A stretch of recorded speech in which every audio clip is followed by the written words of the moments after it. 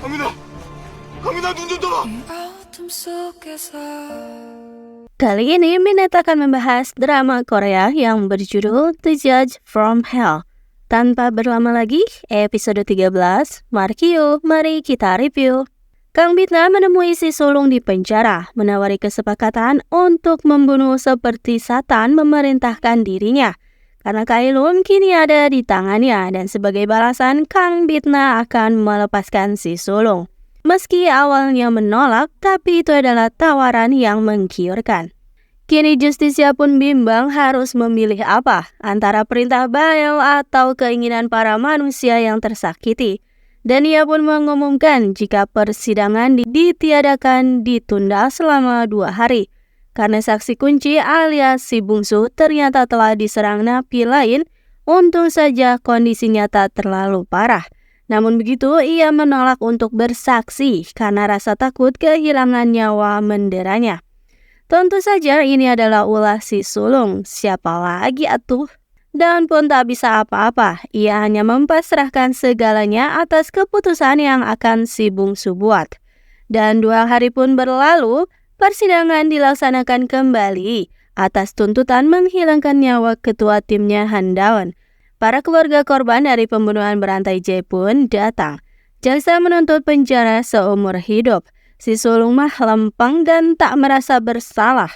Dan meski kasusnya sudah kadaluarsa, Kang Bitna bertanya, apakah si sulung adalah pembunuh berantai J 25 tahun yang lalu? Si sulung pun masih saja mengelak, walau di kapak jelas-jelas ada sidik jarinya. Dan pengacara si sulung pun terus menyalahkan si bungsu yang pecandu narkoboy atas semua kesalahan itu. Untungnya si bungsu pun datang juga sebagai saksi. Ia mulai memberikan kesaksiannya dan dengan sepenuh hati ia memohon maaf atas apa yang sudah dilakukannya. Dan ia pun mengatakan jika dirinya adalah lelaki yang telah menyerang warga sipil di daerah sana atas perintah dari kakaknya agar pembangunan ulang bisa terlaksana. Namun ternyata aksinya ketahuan, ia pun menjadi ketakutan dan saat penyerangan terhadap ketua tim, memang ia sempat melukai ketua tim. Tapi ia menjadi saksi atas kebrutalan kakaknya yang menyerang ketua tim dan membuat lengannya hingga terpisah begitu. Namun sekali lagi si bungsu dijatuhkan lewat kondisinya yang seorang pecandu narkoboy. Tapi ia tegaskan jika kakaknya itu adalah seorang iblis. Ia juga sudah melenyapkan ibu si bungsu dengan membuatnya kelaparan lalu merekamnya dan memperlihatkannya pada si bungsu. Juga bungsu adalah saksi karena telah melihat kakaknya menghilangkan nyawa siswa laki-laki. Dan itu adalah anak dari pemilik villa. Bungsu diam saja. Selama ini bungsu diam saja karena ia merasa ketakutan. Namun begitu ia merasa bersalah. Maka lain hari ia mendatangi TKP berniat untuk memberikan bunga. Tapi ternyata ketahuan oleh ibu dari korban alias ibu pemilik villa. Namun semua kesaksiannya tadi dianggap angin lalu. Karena tak ada bukti yang mendukung dan persidangan pun berakhir. Dan langit pun berpihak pada yang baik. Tim kepolisian akhirnya menemukan tempat mencurigakan milik si sulung. Setelah didatangi ternyata di sanalah semua barang bukti disimpan. Rekaman-rekaman dari jejak penghilangan nyawanya ada di sana. Detik-detik para korban dihilangkan nyawa telah direkam oleh si sulung. Kang Bitna juga diberikan semua hasil rekamannya, sungguh sangat keji. Kang Bitna bahkan sampai menangis karena iblis saja minder sama kelakuannya si sulung. Persidangan akhirnya dimulai lagi dengan bukti tambahan rekaman itu. Dengan lempengnya akhirnya si sulung mengakui perbuatannya. Bitna lalu mempersilahkannya memberikan beberapa patah kata karena para keluarga korban juga turut hadir. Dan dengan entengnya si sulung beralasan jika menghilangkan nyawa para korban itu adalah karena kemiskinan. Justru keluarganya harus berterima kasih pada dirinya karena telah membebaskan orang-orang itu dari kehidupan yang miskin. Meski awalnya ngeri, tapi ternyata ia menikmati kegiatannya itu.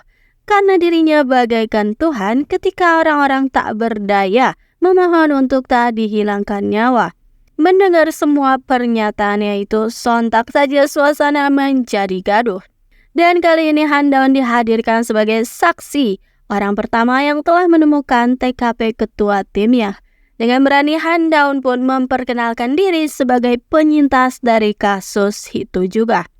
Dan sebagai perwakilan dari keluarga yang ditinggalkan, meskipun sudah kadaluarsa, ia ingin mendapatkan keadilan agar keluarga yang ditinggalkan terbebas dari kesedihan yang mendalam itu. Pengacara Si Sulung terus-menerus merasa keberatan dengan pernyataannya Han Daun. Bikin Kang Bitna kesal saja hingga akhirnya pengacara itu pun diusir. Kang Bitna lalu memberitahukan tentang Bael yang menemuinya pada para anak buah kesayangan. Segera mereka pun membujuk bosnya untuk merubah pikirannya itu, tapi tak berhasil. Kang Bitna lalu ditemui oleh si nenek malaikat. Dia pun bercerita tentang Bael.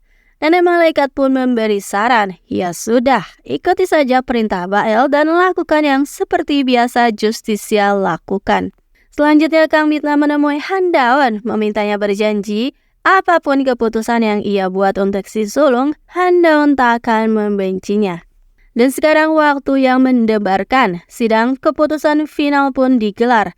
Kang Bitna meringkas persidangan kasus ini dengan mata yang berkaca-kaca. Maka dari itu, Si Sulung akhirnya divonis dengan hukuman mati. Sulung yang tadinya santai langsung tegang, namun keluarga korban langsung bersorak-sorai. Sungguh keputusan yang berani dari Hakim Kang Bitna, sang hakim korup yang selama ini dikenal begitu. Han Daun lalu mengajak Kang Bitna untuk berziarah ke makam orang-orang tercintanya. Dan kini opini publik tentang Kang Bitna menuai pro kontra. Ada yang merasa lega dengan keputusannya. Ada juga yang mengkritik aksinya yang tak etis saat mengusir pengacara Si Sulung. Dan sekali lagi pemilik villa mendatangi Si Sulung. Ia hanya ingin bertanya, kenapa menghilangkan nyawa anaknya yang masih muda itu. Tapi Si Sulung malah menyalahkan si ibu karena ia miskin. Makanya anaknya berpapasan dengan Si Sulung di daerah kumuh itu dan menjadi targetnya. Sulung pun langsung menceritakan kronologi detik-detik anak SMA-nya itu tiada. Sungguh menyayat hati melihat ibu pemilik villa menangis dan jadi mengamuk. Sedangkan Si Sulung malah tertawa puas melihat hal itu. Dan Kang Bitna pun kini berubah menjadi hakim bintang di kantornya. Dan karena hal itulah, Pak Kepala jadi sadar diri akan posisinya sebagai hakim. Ketika banyak anggota dewan yang protes karena hasil vonis itu, biasanya ia itu mencilat penguasa, tapi pria itu kini malah membentak balik. Ia pun langsung melaporkan para dewan itu, tapi sebagai gantinya ia harus kehilangan posisinya. Namun ia tak menyesal karena sudah melakukan hal yang benar. Dan kedepannya katanya ia ingin menjadi YouTuber hukum saja.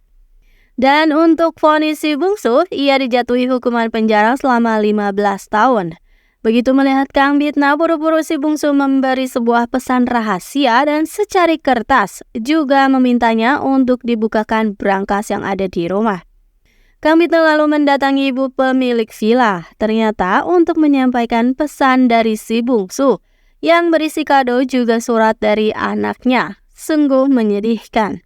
Kang Bitna pun dijemput prajurit Bael untuk mempertanggungjawabkan perbuatannya.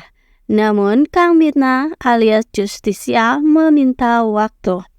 Si Sulung lalu mendapat pesan rahasia dan ia pun mengajukan cuti khusus. What? Untuk apa? Ternyata setelah semua kegaduhan itu, si bungsu pun bundir di kamar lapasnya. Dan ya, itu memanglah alibi karena ternyata si Sulung telah kabur. Di tempat lain, Kang Bitna mengucapkan salam perpisahan tersirat pada Han Daun. Katanya Daun adalah satu-satunya noda dan kelemahan dalam hidupnya. Daun mah tak mengerti karena dikiranya itu hanya perpisahan biasanya karena Kang Bitna dimutasi ke daerah. Lalu dengan panik, Arung pun datang mencari Han Daun, meminta untuk menghentikan bosnya karena ia akan tiada demi Han Daun. Mendengar hal itu, Daun pun mencari Kang Bitna kemanapun.